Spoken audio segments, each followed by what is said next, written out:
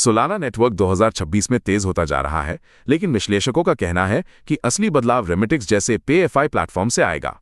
Solana ने नई privacy tooling और डेवलपर एक्टिविटी के साथ अपनी लेयर एक स्थिति मजबूत की है, जबकि Remittix real world payments, crypto to fiat settlement और सर्टिक ऑडिट के साथ निवेशकों का ध्यान खींच रहा है। जैसे जैसे मार्केट परिपक्व हो रहा है, यूटिलिटी ड्रिवन सॉल्यूशंस 2026 के लिए क्रिप्टो ग्रोथ की दिशा तय कर सकते हैं। दक्षिण कोरिया ने 9 साल बाद कॉर्पोरेट क्रिप्टो निवेश पर प्रतिबंध हटाकर बाजार में हलचल मचा दी है। अब 3,500 सूचीबद्ध कंपनियां शीर्ष 20 क्रिप्टो करेंसी में अपनी इक्विटी का 5% तक निवेश कर सकती है, लेकिन निवेश केवल 5 प्रमुख विनियमित एक्सचेंजों पर ही होगा। विशेषज्ञों का कहना है कि ये बदलाव घरेलू क्रिप्टो बाजार को मजबूती देगा, हालांकि 5% की सीमा वैश्विक प्रतिस्पर्धा को सीमित कर सकती है।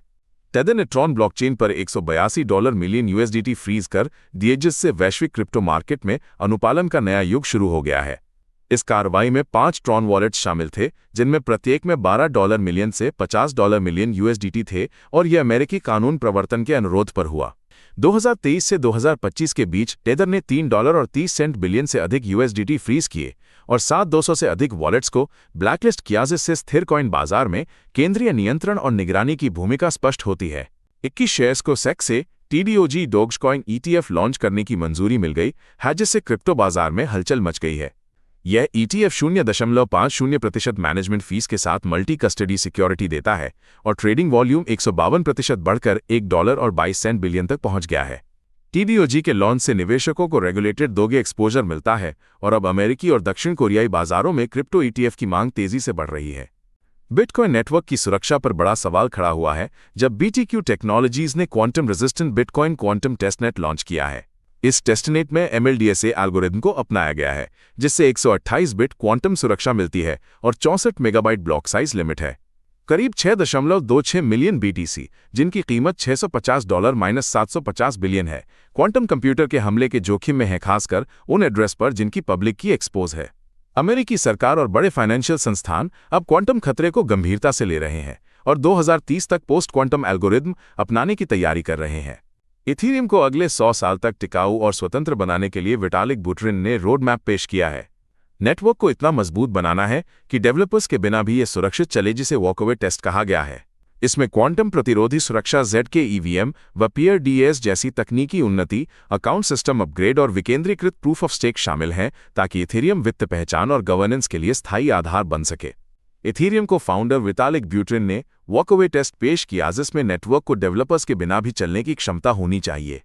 बुटेरिन ने 7 प्रमुख अपग्रेड्स की घोषणा की: क्वांटम रेजिस्टेंस, ZK EVM और PRDS से स्केलेबिलिटी, दीर्घकालिक स्टेट आर्किटेक्चर, अकाउंट एब्स्ट्रैक्शन, सुरक्षित गैस शेड्यूल, विकेंद्रीकृत प्रूफ ऑफ स्टेक और censorship resistant block building. Buterin का लक्ष्य है कि इथेरियम भविष्य में स्थिर और भरोसेमंद इंफ्रास्ट्रक्चर बने, जिसमें अपग्रेड्स केवल पैरामीटर बदलाव से हों। बाइनेंस ने हाल ही में 80,000 ETH, जिसकी कीमत $249 मिलियन है, बीकन डिपॉजिट एड्रेस पर ट्रांसफर किए। ये ट्रांसफर इथेरियम के प्रूफ ऑफ स्टेक सिस्टम में बाइनेंस की दीर्घकालिक भागीदारी और स्टेकिंग उत्पादों को दर्शाता है। इस कदम से इथेरियम की ट्रेडिंग सप्लाई अस्थायी रूप से कम हुई है, जिससे निवेशकों की रुचि और ट्रेडिंग वॉल्यूम में तेजी आई है। इथेरियम अपने बेस लेयर में जीरो नॉलेज प्रूफ्स को शामिल करने की दिशा में तेजी से बढ़ रहा है, जिससे नेटवर्क की सत्यापन क्षमता मजबूत होगी और डेटा एक्सपोजर कम होगा। इथेरियम फाउंडेशन ने पुष्टि की है कि जीरो नॉलेज सिस्टम अब मिड टर्म रोड मैप का हिस्सा है और ZKVM के जरिए लेयर 1 पर लेन देन की पुष्टि कॉम्पैक्ट प्रूफ से की जाएगी। ये बदलाव नेटवर्क की सुरक्षा, सेंसरशिप, प्रतिरोध और तटस्थता के मूल सिद्धांतों को बरकरार रखते हुए स्केलेबिलिटी और प्राइवेसी को आगे बढ़ाएगा। क्या क्रिप्टो की स्थिर मुद्रा वाकई टिकाऊ है या इसमें छिपे हैं बड़े जोखिम? विटालिक बुटेरिन ने कहा कि वर्तमान डिसेंट्रलाइज स्टेबलकॉइन मॉडल डॉलर पर निर्भरता, कमजोर ऑरेकल और स्टेकिंग यील्ड की प्रतिस्पर्धा जैसी संरचनात्मक समस्याओं से जूझ रहा है। उन्होंने चेताया कि जब तक इन मुद्दों का समाधान नहीं होता, तब तक डीफाई का असली विकेंद्रीकरण अधूरा रहेगा। पारंपरिक बैंक वेल्स फार्गो द्वारा बिटकॉइन की बड़ी खरीदारी ने क्रिप्टो बाजार में हलचल मचा दी है। इस कदम के साथ वेल्स फार्गो ने बिटकॉइन को लोन के लिए कोलेट्रल के रूप में स्वीकार करना शुरू किया, जिससे डिजिटल एसेट्स की विश्वसनीयता बढ़ी है।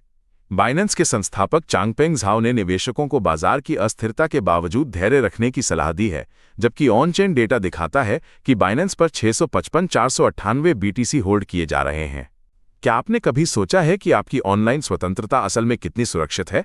विटालिक ब्यूट्रीन ने डेवलपर्स से आह्वान किया है कि वे ऐसे डिजिटल टूल्स बनाएं जो यूजर की प्राइवेसी और स्वतंत्रता को प्राथमिकता दे ताकि कॉर्पोरेट डेटा कलेक्शन और मनोवैज्ञानिक नियंत्रण से बचा जा सके।